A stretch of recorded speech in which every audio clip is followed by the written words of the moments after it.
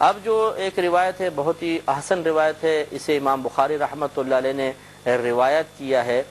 ایک یہودی تھا ابو رافع نام کا، یہ نبی کریم صلی اللہ علیہ وسلم پر بہت زیادہ معاذ اللہ تبرہ کرتا تھا، برے الفاظ سے آپ کو پکارتا تھا، برے الفاظ آپ کے لیے استعمال کرتا تھا اور دین اسلام کا دشمن تھا۔ تو نبی کریم صلی اللہ علیہ وسلم نے ایک دفعہ ارشاد فرمایا، کون ہے ہمیں جو اس کی طرف سے پہنچنے والی اذیت سے نجات دے۔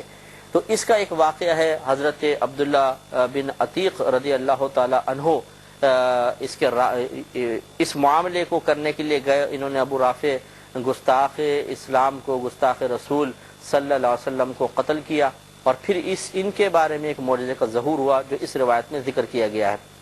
حضرت براء بن عازب رضی اللہ تعالیٰ عنہ روایت کرتے ہیں کہ نبی کریم صلی اللہ علیہ وسلم نے ابو رافع کی طرف ایک جماعت بھیجی، اور وہ پورا معاملہ جو میں نے بتایا کس لیے بھیجی، تو اس پر عبداللہ بن عتیق رات میں اس کے گھر گھسے، وہ سو رہا تھا تو آپ نے اسے قتل کر دیا۔ عبداللہ بن عتیق کہتے ہیں کہ میں نے اس کے پیٹ میں تلوار رکھی حتیٰ کہ وہ اس کی پیٹھ میں سے گزر گئی، میں سمجھ گیا کہ میں نے اسے قتل کر دیا۔ پھر میں دروازہ کھولنے لگا حتیٰ کہ میں آخری سیڑھی تک پہنچا، یعنی دروازہ کھولا، اوپر منزل پر تھا، پھر میں سیڑھیاں اتر رہا تھا حتیٰ کہ آخری سیڑھی پر پہنچا۔ میں نے اپنا پاؤں رکھا تو میں چاندنی رات میں گر گیا۔ ہوا یہ کہ سمجھے کہ ابھی اور سیڑھی آئے گی، لیکن بعض اوقات آپ نے دیکھا ہوگا اندھیرے میں پتہ نہیں چلتا، ایک دم پاؤں آگے چلا جاتا ہے، تو یہ ڈس بیلنس ہو گئے اور یہ گرے۔ تو کہتے ہیں کہ چاندنی رات میں گر گیا تو میری پنڈلی کی ہڈی ٹوٹ گئی، ٹانگ یوں ہو گئی تھی، دو ٹکڑے ہو گئی ان کی۔ اور دوسری روایت میں ہے، اس میں نہیں ہے، کہ کہتے ہیں کہ بالکل کھال کا ایک بال کی طرح بس حصہ رہ گیا تھا جس سے میرا پاؤں جڑا ہوا تھا، باقی پوری ہڈی ٹوٹ کے اس طرح ٹانگ ٹوٹ گئی تھی۔ اب کتنی اذیت و تکلیف ہوگی آپ اندازہ کریں۔ تو یہ کہتے ہیں کہ میں نے پگڑی سے، اپنے امامے سے فوراً اس کو ٹانگ کو اس طرح جوڑ کے اس کو پٹی باندھ لی، اور پھر میں اپنے ساتھیوں کی طرف چلا۔ تو میرے ساتھیوں نے مجھے نبی کریم صلی اللہ علیہ وسلم تک پہنچا دیا، تو میں نے آپ کو سامنے اپنا پاؤں رکھا اور اس رسول اللہ دیکھیے میرے پاؤں کی کیا حالت ہو گئی ہے۔ تو رحمت کونین صلی اللہ علیہ وسلم نے فرمایا کہ عبداللہ اپنے پاؤں کو پھیلاؤ۔ میں نے اپنا پاؤں پھیلا دیا تو آپ نے اس پر اپنا دست اقدس پھیرا، تو وہ ایسا ہو گیا کہ گویا کہ مجھے کبھی کوئی شکایت تھی ہی نہیں۔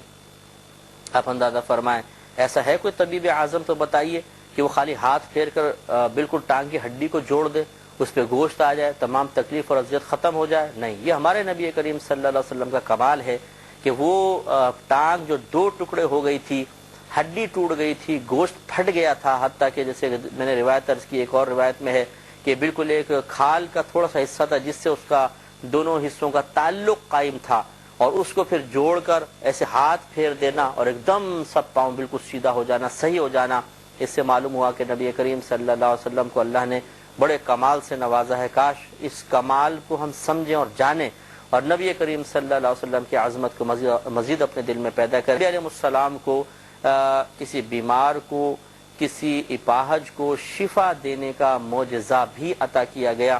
یقیناً یہ پیر اللہ نے جوڑا ہے، اس کا کوئی انکار نہیں کر سکتا، لیکن وسیلہ نبی کریم صلی اللہ علیہ وسلم بن گئے۔ اور ہمارا یہی عقیدہ ہے کہ ڈاکٹر ہمارا علاج نہیں کرتا، گولی ہمارا علاج نہیں کرتی، آپریشن سے ہم ٹھیک نہیں ہوتے، ٹھیک ہمیں اللہ ہی کرتا ہے، لیکن ڈاکٹر وسیلہ بن جاتا ہے، گولی وسیلہ بن جاتی ہے، آپریشن اس کا وسیلہ بن جاتا ہے۔ اسی طریقے سے انبیاء علیہ السلام بھی لوگوں تک اللہ تعالیٰ کی نعمتوں کے پہنچانے کا وسیلہ بن جاتے ہیں۔ تو جیسے اللہ تعالیٰ کی طرف سے شفا کے حصول کے یقین اور اعتقاد اور عقیدے کے ساتھ ساتھ ڈاکٹر سے رجوع کرنا، گولیوں سے رجوع کرنا، آپریشن کی طرف متوجہ ہونا شرعاً جائز، اسی طریقے سے یہ عقیدہ رکھتے ہوئے کہ دے گا اللہ تبارک و تعالیٰ اللہ ہی عطا فرماتا ہے، اللہ ہی نعمت دیتا ہے، لیکن اس کے لیے وسیلے کی طرف متوجہ ہو جانا، جس طرح وہاں جائز اسی طرح یہاں جائز، کہ انبیاء علیہ السلام وسیلہ بنتے ہیں، صحابہ کرام وسیلہ بنے، اولیاء اعظام وسیلہ بنتے ہیں، تو ان کو وسیلہ بنانا ہے، ان کی طرف توجہ کرنا اور ان سے اللہ تبارک و تعالیٰ کے انعام کے حصول کی کوشش کرنا شرعاً ناجائز نہیں۔ اگر ہوتا تو نبی کریم صلی اللہ علیہ وسلم حضرت عبداللہ بن عتیق سے فرماتے کہ عبداللہ ٹانگ ٹوٹی ہے تو ٹانگ تمہیں اللہ نے دی تھی اور شفا بھی اللہ تعالیٰ دے گا، اللہ کی بارگاہ میں دعا کرو تو اللہ تعالیٰ تمہیں شفا دے دے گا، لیکن نہیں، نبی کریم صلی اللہ علیہ وسلم نے اللہ کی عطا سے انہیں منع نہیں کیا، بلکہ اپنے دست مبارکہ پھیر کر ان کے پیر کو درست کر دیا، اور اس میں کوئی شرک کا شائبہ نہیں ہے اگر یہ اعتقاد رکھا جائے کہ نبی کریم نے شفا عطا فرمائی۔ ہم ڈاکٹر کے بارے میں کہتے ہیں، لوگ پوچھتے ہیں کہ بھائی آپ بڑے بیمار تھے، کہاں سے علاج کرایا؟ جی فلاں ہاسپٹل سے ماشاءاللہ شفا حاصل ہو گئی ہے۔ ہاسپٹل کی طرف منسوب کر دیتے ہیں، جی فلاں ڈاکٹر کی دوائی سے میں ٹھیک ہو گیا، ڈاکٹر کی طرف منسوب کر دیتے ہیں، اللہ کی طرف تو نہیں کیا کہ اللہ نے مجھے ٹھیک کیا۔ تو کیا یہ کفر و شرک ہوا؟ نہیں۔ کیوں نہیں ہوا؟ اس لیے کہ ہمیں پتہ ہے کہ کلام کرنے والے کا عقیدہ یہ ہے کہ شفا مجھے اللہ نے دی ہے، یہ وسیلہ بنا ہے، وہ اللہ کی طرف نسبت نہیں کر رہا، وسیلے کی طرف کر رہا ہے، تو ہم کیسے اس کے عقیدے کو غلط کہہ سکتے ہیں؟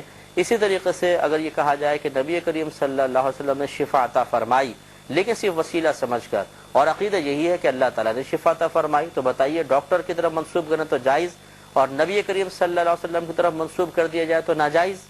یہ کیسے مناسب ہوگی یہ بات کہنا کہ جی یہاں پہ منسوب کریں گے تو شرک اور اس طرف منسوب کیا جائے تو بالکل جائز اور حق؟ غلط بات ہے۔ صحیح یہی ہے کہ یہ کہا جا سکتا ہے کہ نبی کریم صلی اللہ علیہ وسلم نے شفا عطا فرمائی، آپ نے مریض کو ٹھیک کر دیا، آپ نے کھانا کھلا دیا، آپ نے لوگوں کو پانی پلا دیا۔ عقیدہ اگر یہ ہو کہ اللہ تعالیٰ ہی کھلاتا ہے، اللہ تعالیٰ ہی پلاتا ہے، اللہ ہی شفا عطا فرماتا ہے، اللہ ہی تندرستی دیتا ہے، اللہ تعالیٰ ہی بیماری دور کرتا ہے، تو پھر وسیلے کی طرف نسبت کرنے میں شرعاً کوئی حرج نہیں ہے۔ اگلا جو واقعہ ہے یہ تھوڑا سا طویل ہے اور متفق علیہ حدیث ہے، بخاری و مسلم دونوں نے اس کو نقل کیا ہے۔ حدیث نمبر 5625 ہے، حضرت جابر رضی اللہ تعالیٰ عنہ اس کے راوی ہیں، اور غزوہ خندق کا یہ واقعہ ہے۔ غزوہ خندق میں کھانے کی بڑی کمی تھی اور مسلسل خندق کھودی جا رہی تھی ابو ذر غفاری رضی اللہ تعالیٰ عنہ کے مشورے پر، کیونکہ کفار حملہ کر رہے تھے، جمع ہو گئے تھے اور ان کے آ رہے تھے، اور ان کے شر سے محفوظ رہنے کے لیے بہترین طریقہ یہی اختیار کیا گیا کہ بڑی گہری خندق کھود دی جائے تاکہ اس کو پار کر کے آنا ان کے لیے دشوار ہو۔ آئیں گے بھی تو ایک دم اچانک نہیں آ سکتے، چند ایک آئیں گے ان کو مار گرائیں گے۔ تو یہ خندق چاروں طرف کھودی جا رہی تھی اور اس میں صحابہ کرام مشغول تھے، اور خود نبی کریم صلی اللہ علیہ وسلم اپنے صحابہ کرام کی حوصلہ افزائی کے لیے اس کام میں مشغول تھے۔ تو حضرت جابر رضی اللہ تعالیٰ عنہ کہتے ہیں کہ ہم خندق کے دن کھدائی کر رہے تھے کہ ایک سخت پتھر سامنے آ گیا، تو لوگ نبی کریم صلی اللہ علیہ وسلم کی خدمت میں حاضر ہوئے، عرض کی یا رسول اللہ صلی اللہ علیہ وسلم یہ پتھر خندق میں پیش آ گیا ہے۔ اب سوچئے ذرا، تھوڑا سا غور کیجئے، بڑی ہی توجہ طلب بات ہے۔ سخت پتھر آیا، نبی کیا کریں گے؟ پہ آپ توڑو جا کر اور اللہ تعالیٰ کی بارگاہ میں دعا کرو، لیکن نہیں، صحابہ کرام اپنی ہر مشکل میں جو بظاہر ایک دنیاوی مشکل ہے، کوئی اخروی مشکل تو نہیں تھی، نبی کریم کی خدمت میں حاضر، رسول اللہ پتھر سخت آ گیا، کیا کریں بتائیے؟ نبی کریم صلی اللہ علیہ وسلم نے فرمایا کہ ہم اس مقام پر اتریں گے۔ رحمت کونین صلی اللہ علیہ وسلم اٹھے تو ہم نے دیکھا کہ آپ کے پیٹ پر پتھر بندھا ہوا ہے۔ یہ پیٹ پر پتھر باندھنے کی حکمت پہلے سمجھ لیجئے کہ مسئلہ اس میں یہ تھا کہ جب بھوک لگتی ہے تو معدہ گرم ہوتا ہے، اور یہ پتھر ٹھنڈے ہوتے تھے، ٹھنڈے پتھر کو رکھ کر پیٹ پہ اس پر کپڑا باندھتے تھے تاکہ ٹھنڈک ملے۔ اس پہ انشاءاللہ ہم تفصیلی کلام مزید کریں گے، لیکن اگلے پروگرام میں وآخر دعوانا ان الحمدللہ رب العالمین۔